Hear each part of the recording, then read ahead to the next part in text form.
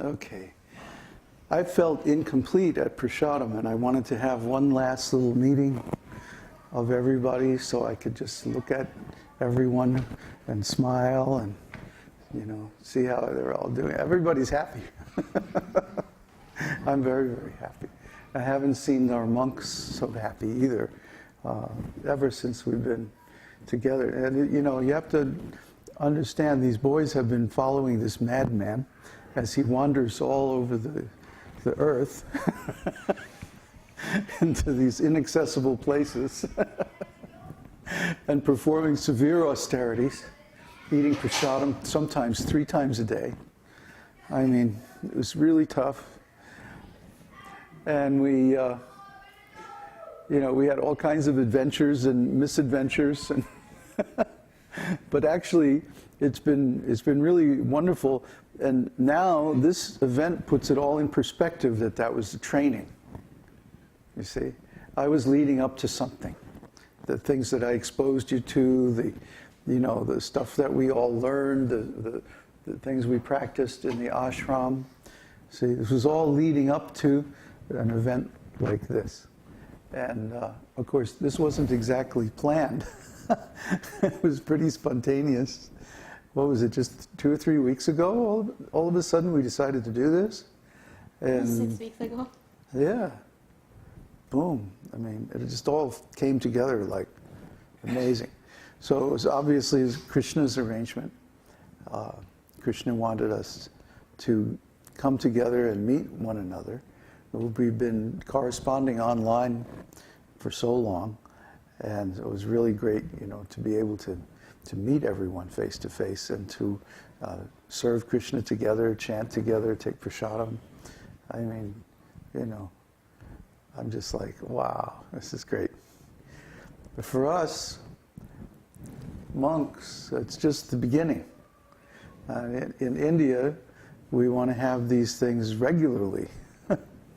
And of course, we'll have tremendous facility there for doing that. And there's many devotees there, and there's so many temples and everything. So, we'll have, I think, increase more and more in these transcendental activities. These are transcendental pastimes. What we're doing in Janmāṣṭamī or any mahotsav, any festival, is actually what we're going to be doing in the spiritual world eternally. This is just the training, a little taste for what it's going to be like. So when you're sitting there in the morning and it's cold and you don't feel good and you have to chant and you want to go back to sleep, just think of this, and how this is going to be.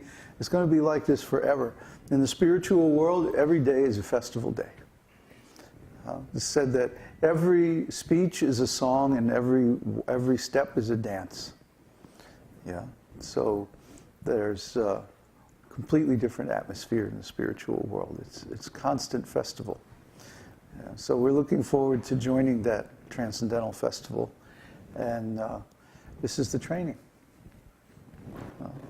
This is the price of admission. Is doing the festival itself here in the material world. And then when we get to the spiritual world, we'll know everything, what to do, because we already did it here. See? These same activities that we're doing here, we'll be doing internally in the spiritual world. Yeah. That's the wonderful thing about devotional service. It's eternal. All these processes, all these activities are eternal. They're unconditional. It's not that when we attain liberation or attain enlightenment and we give up chanting and stuff. No.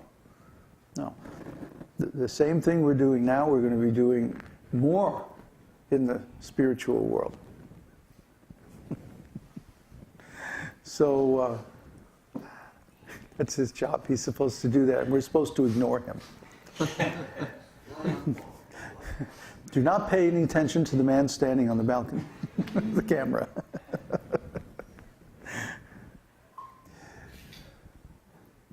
Or him either.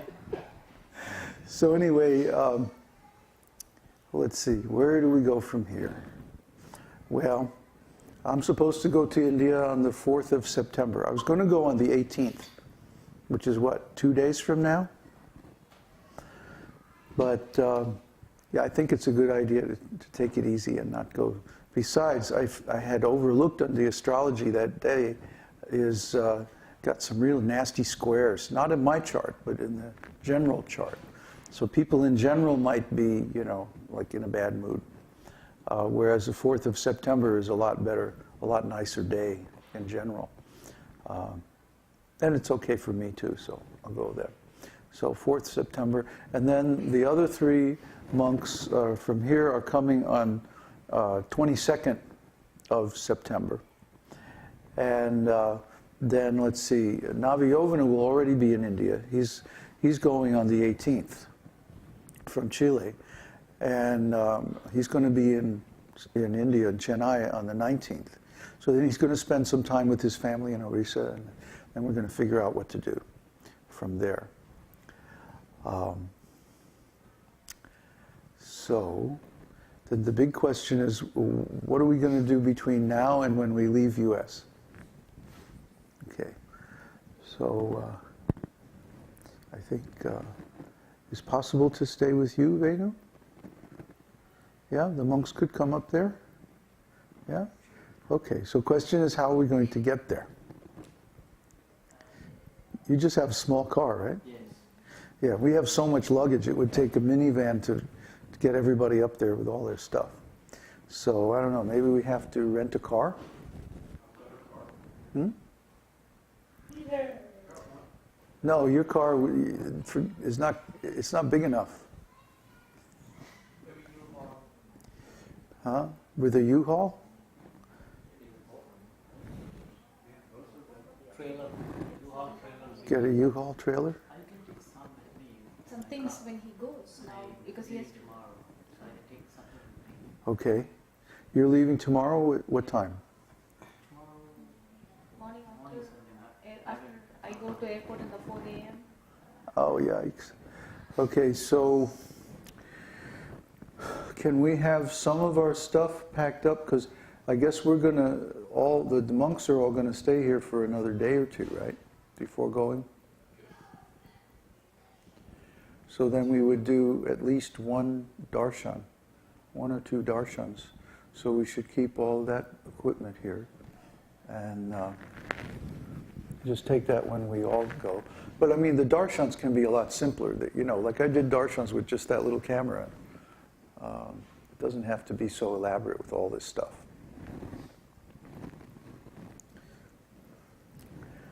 And then we can either rent a car or rent a trailer. You want to go up to Buffalo with us?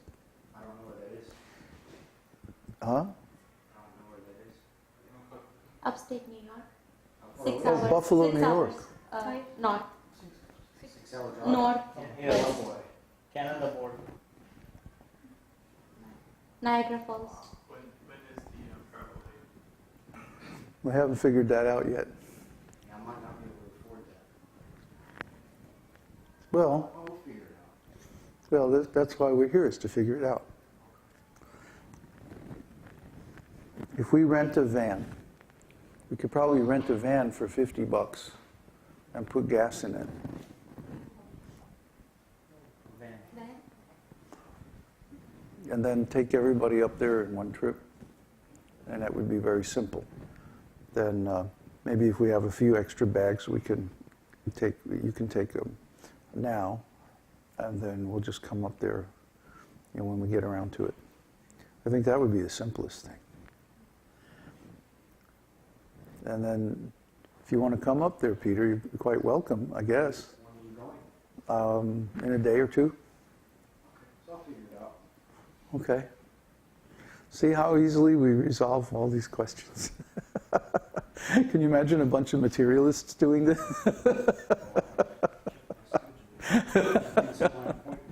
Really? Have your secretary call my secretary. Oh, Krishna. And what are you going to do, Mother Krishna Shakti? Oh. That's you. I know. I'm getting used to all the names and stuff. Well, I'm just going to wait to hear from you when we go to India to see what the situation is there, and then I'm figuring sometime in October to work there. I just have to do some simple things in the US, which I'm plenty of time to do, so Uh-huh. I'm just kind of taking it, step by step. You're going to be in New York or Miami or where? Probably in New York for a little bit longer, and then go to Miami for a little bit, and settle things there. Okay.